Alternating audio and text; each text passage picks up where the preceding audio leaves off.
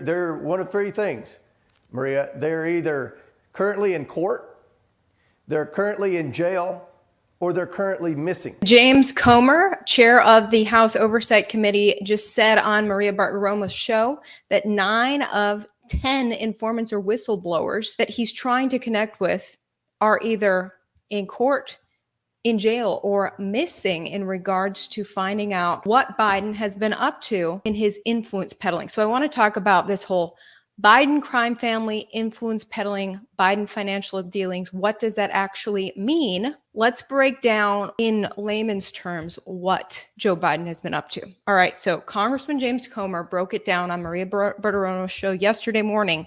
He gave the example of the ongoing issue of China sending students to American universities to act as spies on research projects going on at those universities. In many cases, those Chinese nationals would go back to China with stolen American intellectual property that they stole while spying on us while pretending to be students.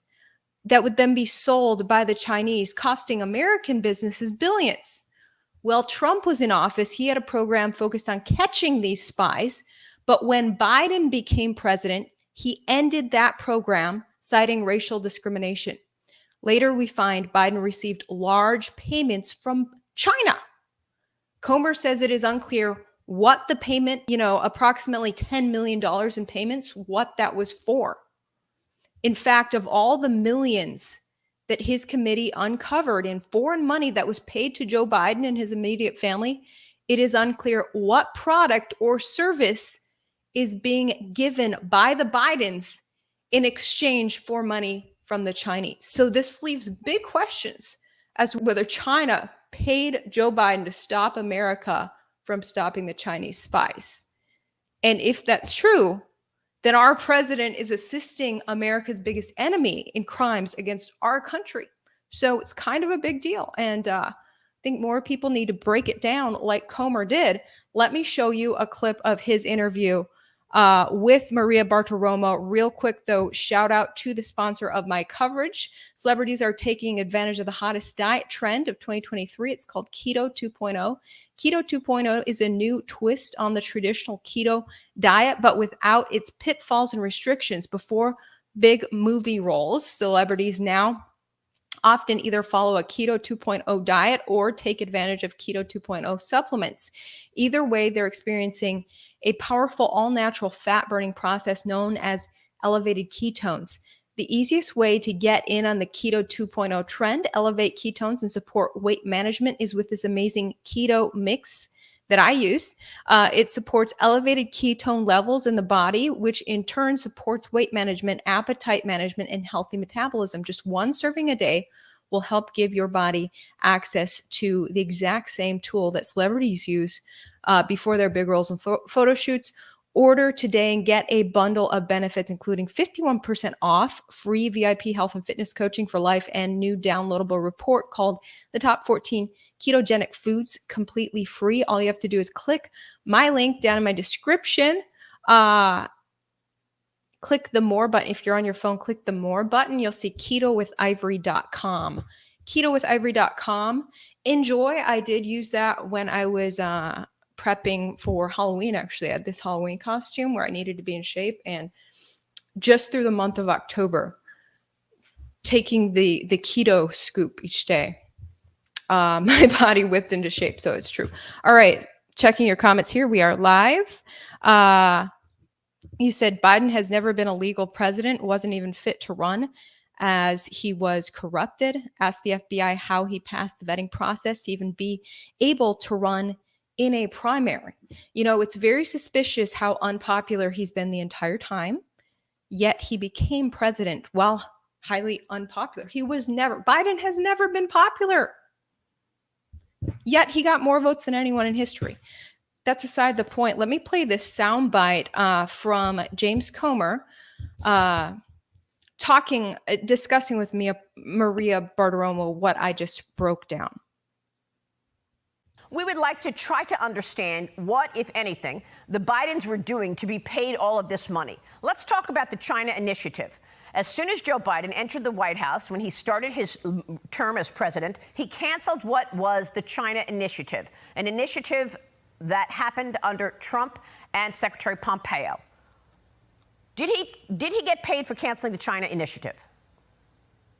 Well, this is one of the policy decisions that Joe Biden made that makes no sense.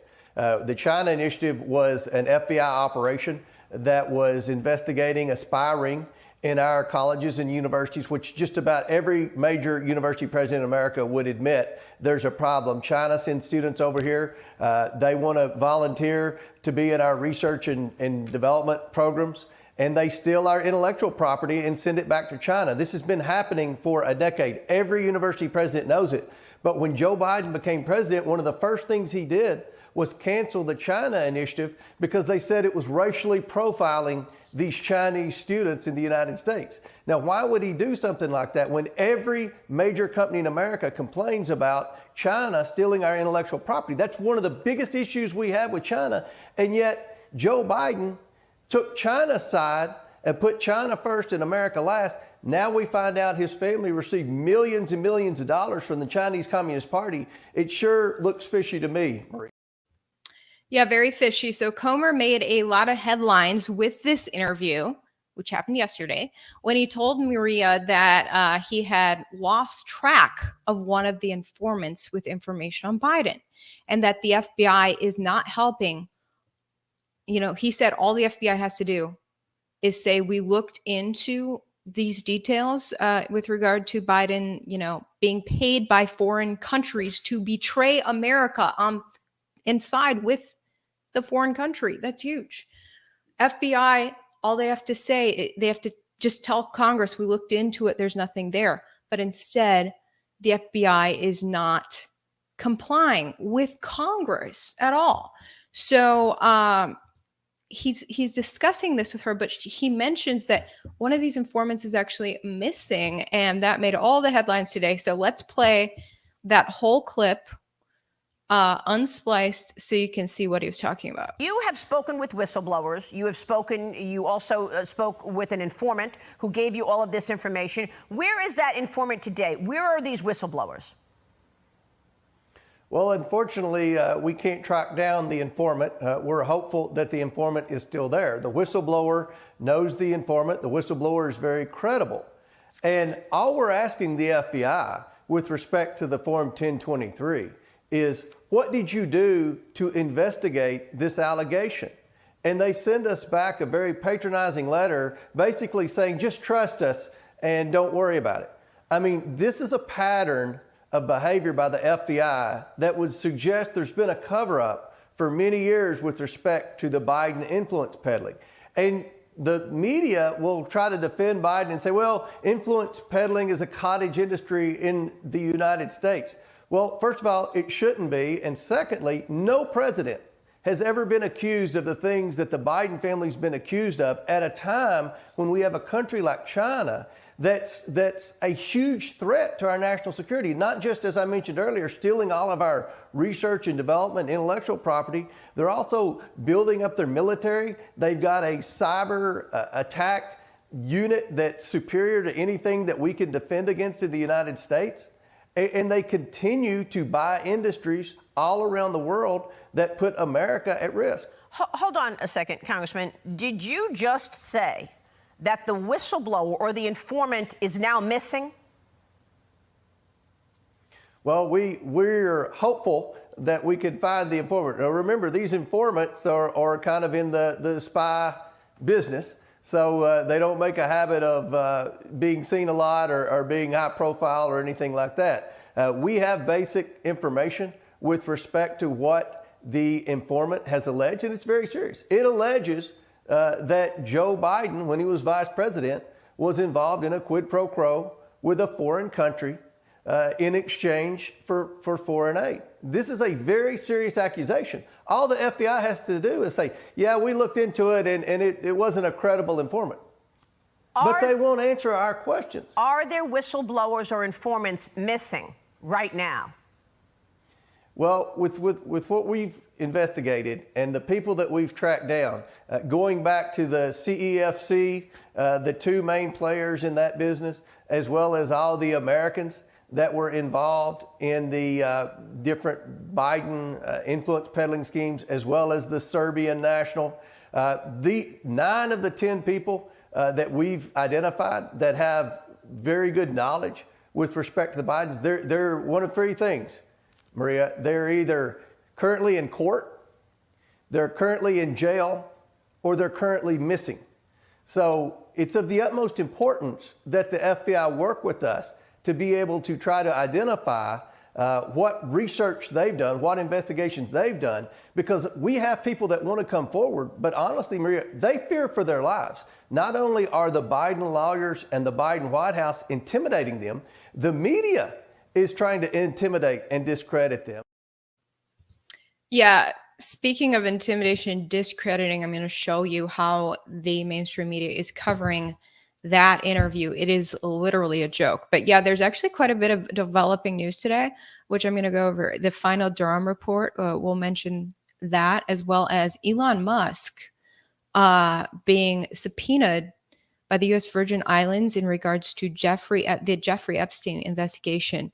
Elon Musk being subpoenaed to look at his communications in regards to Epstein and his money, sending and receiving money in regards to Epstein. Who knew that Elon Musk would be associated with this? We'll catch you up on that as well. Real quick, look at how Esquire is covering. So what I just showed you what actually went down between Comer and Maria Bartiromo. Now look at how the corporate media covers this. All right, so here's the headline. Oops, Representative James Comer seems to have misplaced his Biden informant. It could happen to anyone. Did you leave him in the car? Did you look in your pocket for of yesterday's jeans? Have you checked between the cushions of the sofa? These people are unbelievable. And then they quote some of Maria's conversation with him, which I just played. And Esquire goes on to say, you will note that while listening to Comer, Bartiromo begins to resemble someone confronting a talking duck. For those of you who are joining late, here's the state of the big Biden family investigation as shared by the chairman of the investigation committee. There's a whistleblower who knows the informant and is very credible. The whistleblower, that is, the informant is missing, however, probably because he or she is off doing top secret double naughty spy stuff. The game is afoot. Anyway, it goes on. They go on to talk sarcastically about Marjorie Taylor Greene and Charlie Kirk. So they make a big joke over this very serious matter that is being discussed. The fact that indeed about $10 million was sent to the Biden family. And there's no idea as to what product or service was being purchased by the Bidens. What were they selling? Why would China be sending this much money to them?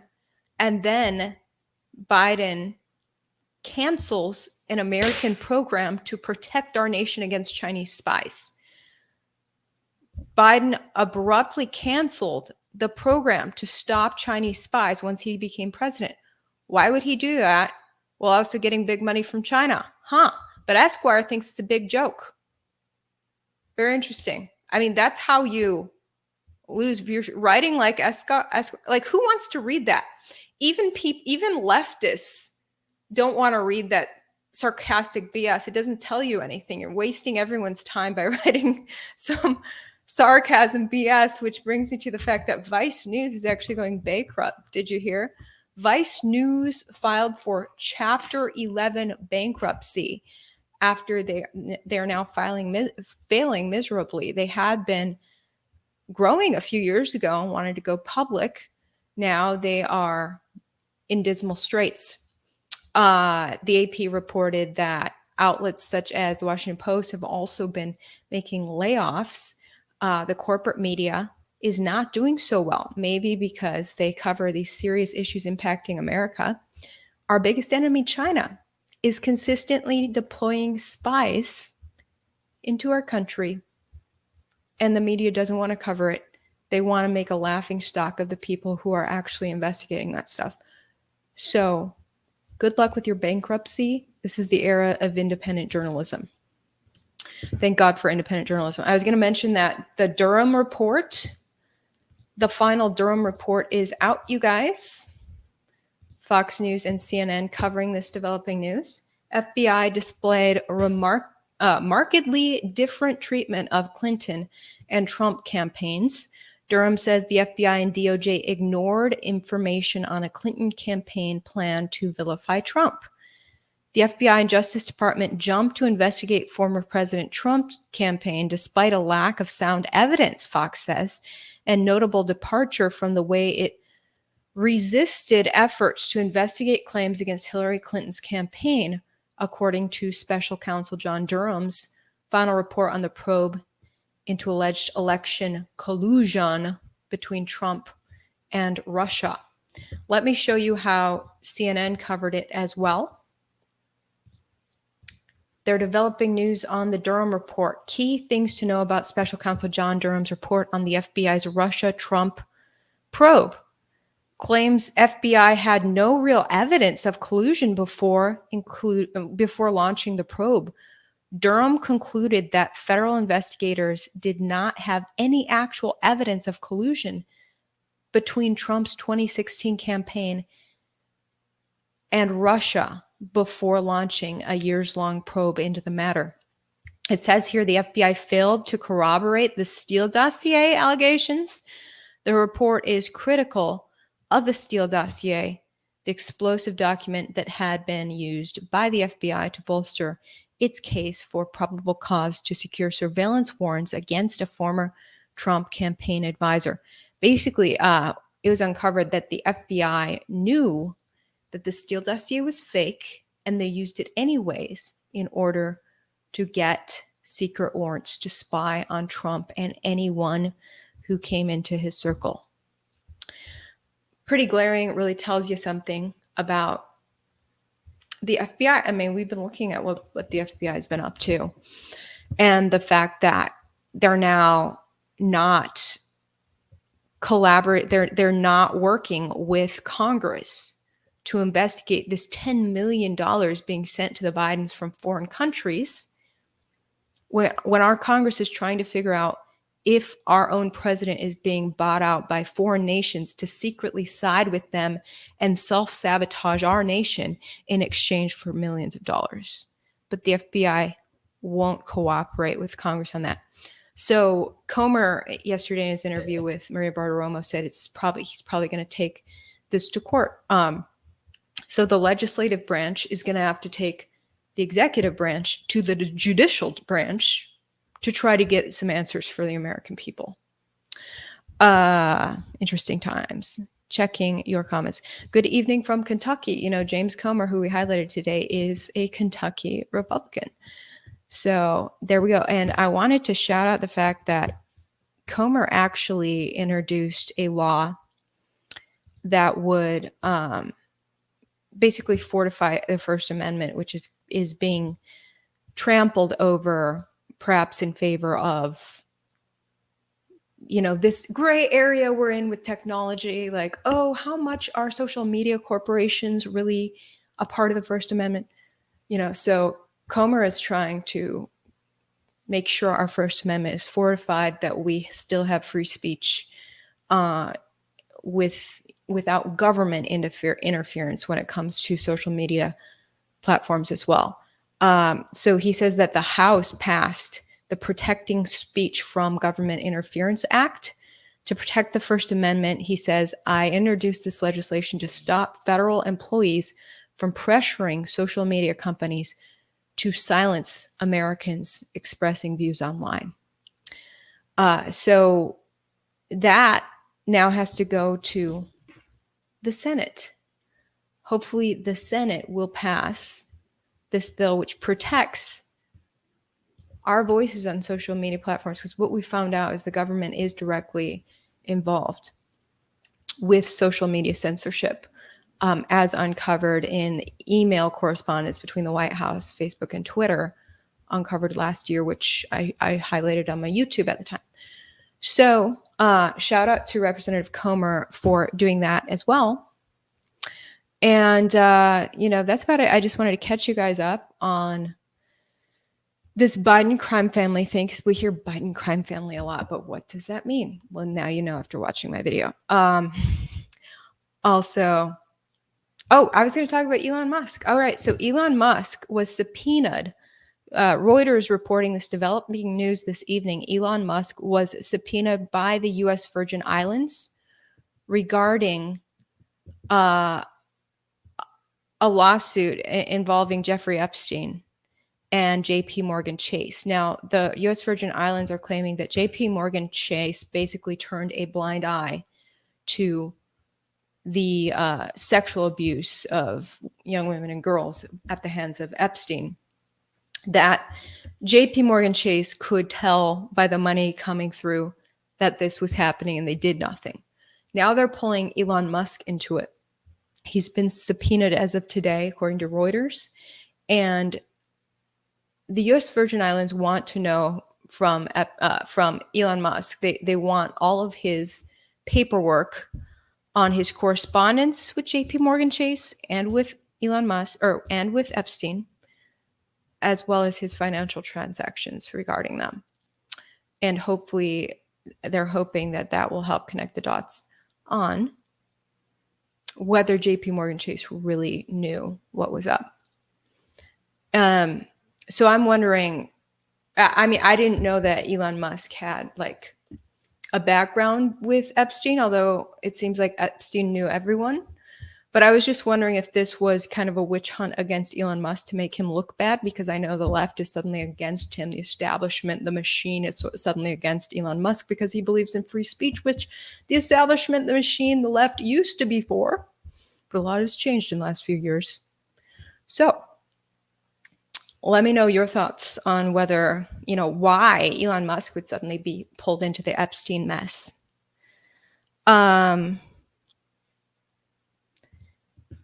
Of all the people, you said, of all the people involved with Epstein, suddenly Elon is the one. BS. Yeah, that's what I was thinking too. Like, what the heck? You said, can you return them chickens? No eggs. Did you see my latest YouTube short? I gave an update on my chickens. Yeah, they're not laying eggs yet. Someone said that they're too young still. Someone said when they bought chickens, it took like several months before they bought eggs, or before they laid eggs. So who knows? Someone else said that I need to get higher protein chicken feed. I did switch to organic. I just bought organic chicken feed, so we'll see if they start laying after switching to organic. I'll keep you posted. Thanks for tuning in. Thanks for your support of my little independent YouTube. And let me know what you'd like me to dig into next. We'll see you guys later.